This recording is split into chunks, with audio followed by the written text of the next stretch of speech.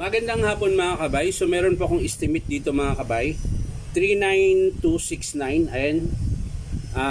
Cordless po ito mga kabay. 12 volts. May kasama siyang charger. Ayan. Bali yung charger niya mga kabay wala na pong plug. So dinugtungan ko na lang nung pang testing ko. Ayan. Para lang matesting natin. So ito mga kabay. Ayan. Umiilaw lang siya. Di siya gumagana. Ayan. Pero pag pinalitan ko siya ng battery. Ayan, yung battery nitong ginagamit ko sa service. Ayan. Ito parehas to sila mga kabayo. Ito yung ginagamit ko lagi, diba? Ayan, gumagana po ito. So ito wala. Pero pag ipalit ko yung battery niya mga kabayo, ayan, ito yung battery na service use. Ayan, oh, may nakasulat yan.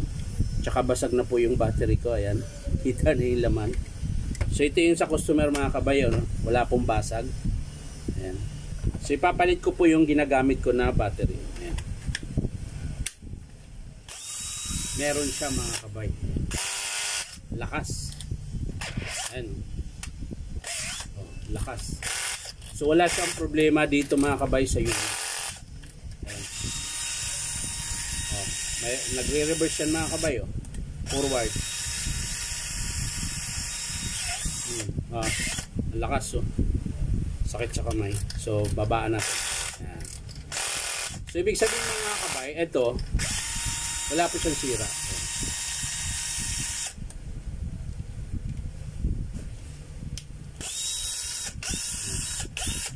Pero, i-check pa rin natin kasi baka mamaya naman yung kanyang motor ay maiksi na yung carbon. So, pero ang pinaka-estimate ko nito mga kabay ay yung kanyang battery. Ayan. Pansinin nyo mga kabay, i-charge natin. Ayan po, ito yung charger niya mga kabay. So isasaksak ko na po. Ayan. Tapos ito yung battery niya, i-charge natin.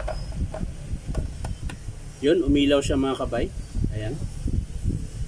Oh, pero saglit lang, wala na, nag-pull na siya kaagad. Kaka-charge lang, pull siya kaagad.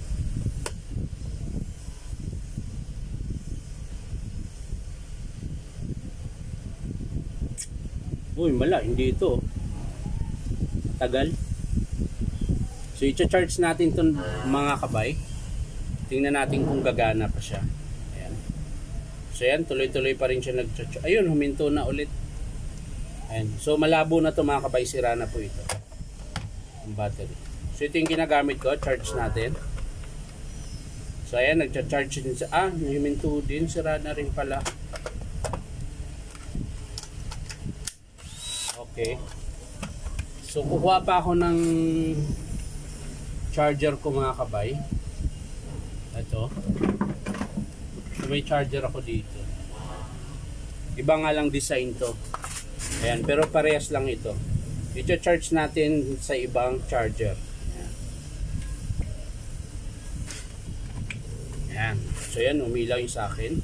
So ito yung battery ng customer mga kabay. Ayan. I-charge din natin ito. Tingnan natin kung mag-stop siya dyan.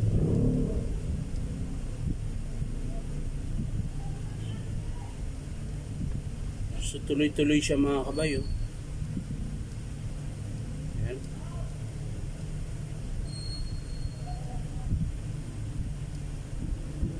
Yun, hindi siya nag-stop. So yan mga kabay, habang nag-charge tayo, maring sira din yung battery ng customer mga kabay. Kasi bakit dito nagcha-charge siya? Oh. Ito yung battery ng customer mga kabay. Ayan. Habang nagcha-charge tayo mga kabay, bubuksan natin tong kanyang unit. Ayan. Sisilipin lang natin yung yung kanyang motor mga kabay kung mahaba pa po yung carbon brush. So hindi pa huminto mga kabay, nagcha-charge pa siya. Ay na gumana. Sira rin mga gamit ko. Serrano.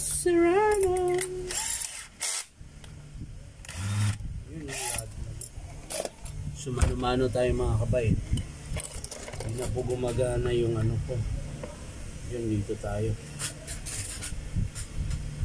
So yan mga kabay, habang nagcha-charge, bubuksan po natin ito. So yan mga kabay, yan, nagcha-charge pa rin siya. Bubuksan na natin yung kanyang motor mga kabay at ating silipin ang kanyang carbon brush kung mahaba pa.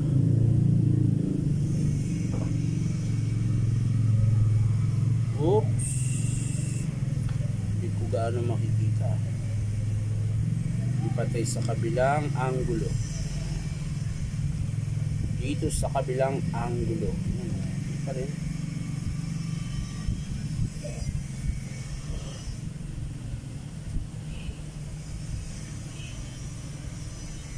So ayan mga kabay, kalahati po yung carbon niya mga kabay. Ayan. Kalahati pa po, so malayo pa siya. Ang layo pa po ng spring niya sa kanyang armature. So okay pa po yung motor niya mga kabay. So dito lang po talaga siguro ang sira sa kanyang charger. Ayan, titingnan natin yung battery na to kung magkaroon ng laman. Ayan. So symbol ko ulit to mga kabay. Ayan, babalik ko siya ulit. So ayan mga kabay, natapos ko na pong isara. So ayan, nagcha-charge pa rin siya. So iti-testing na po natin yan mga kabay, kung meron na pong laman. So ayan mga kabay, nagkaroon po ng laman. Ayan.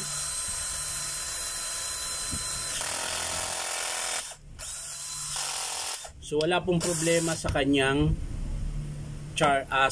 battery mga kabay. Ayan. Dito po ang problema sa kanyang charger. Ito po yung charger niya mga kabay. Ayan. Pansinin nyo mga kabay, itong charge ko yung charger niya. So ayan.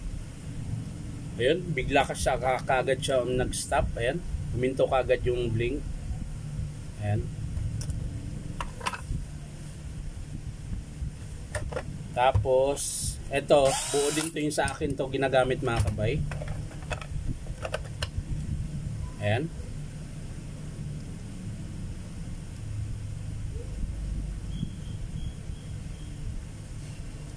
So hindi siya nag-stop dito mga kabay. So charge natin siya dito. Ayun, nag-stop din. Ayan. So ayan mga kabay, nag-stop din siya. Saglit lang. So may diferensya po talaga yung charger niya. Dito tayo sa charger na ginagamit ko mga kabay. Ito, buo po ito mga kabay. So ayan. Pansinin nyo po. Ayan, tuloy-tuloy po siya. Ayan. Hindi po siya humihinto. Ayan. Hihinto lang po yan mga kabay kapag nag-full charge. Ayan.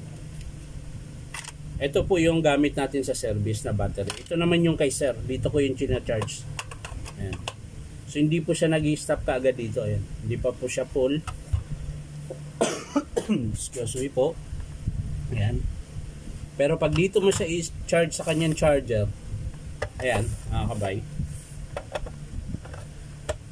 Ayan. Stop kaagad siya. So dito lang po ang problema sa charger niya. Ayan. So tapos na po yung estimate natin mga kabay. Chinek natin yung motor niya kung mahaba po yung carbon. So okay pa, kalahati. Matagal pa po yan. So yung sa transmission naman niya mga kabay, okay naman. Ito po, kakabit natin yung battery. Ay, akin pala yun. Ito, sa kanya. So, malakas pa po yung transmission niya mga kabay. Ayan. So, mas malakas pa po ito. Ayan, right forward. So, ibig sabihin, okay pa itong unit niya mga kabay. So, dito lang po tayo mag-estimate sa kanyang battery charger. Ayan. So, yan lang mga kabay. Maraming salamat sa panonood. At palike and share na rin po. At syempre po, subscribe nyo po ito aking YouTube account na Inom Tabay. Salamat!